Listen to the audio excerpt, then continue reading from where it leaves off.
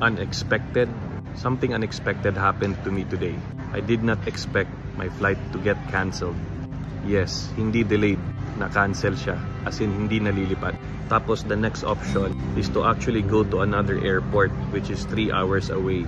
So from Naga, I had to go all the way to Daraga, riding a tricycle, a bus, and another tricycle going to the Daraga airport or the Bicol International Airport.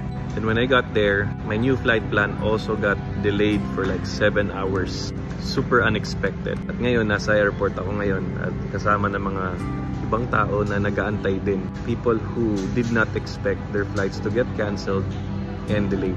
Siguro yung tanong ko sa'yo, ano yung unexpected na nangyari sa'yo? Yung tipong nasira yung plano mo at hindi mo inaasahan na mangyayari sa'yo. You know, life's like that. Maraming mga bagay na hindi natin inaasahang mangyayari sa atin. Pero what are we supposed to do when that happens to us? Do we get mad? Do we keep complaining?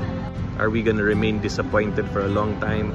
Alam mo, may mga bagay na out of our control at wala na tayong magagawa dyan. And we have to quickly shift our attitude to something positive so we won't be wasting our energy. So ang ginawa ko na lang, with the long wait, I just worked on my laptop and became productive. Alam ko may mga plano ka na hindi natuloy, mga planong naudlot. At actually marami dun sa mga plano na hindi natuloy, masakit siya. At minsan di tayo makaget over na bakit hindi siya natuloy. It might be isang tao na gusto mo makatuluyan pero hindi natuloy. Maybe it was a job opportunity na akala mo sayo na pero hindi naging sayo. Or perhaps a promotion na sana in the bag na pero may nangyaring iba. Whatever it may be na unexpected na nangyari sayo, alam mo, ipasa Diyos mo na yan. Lift it up to God.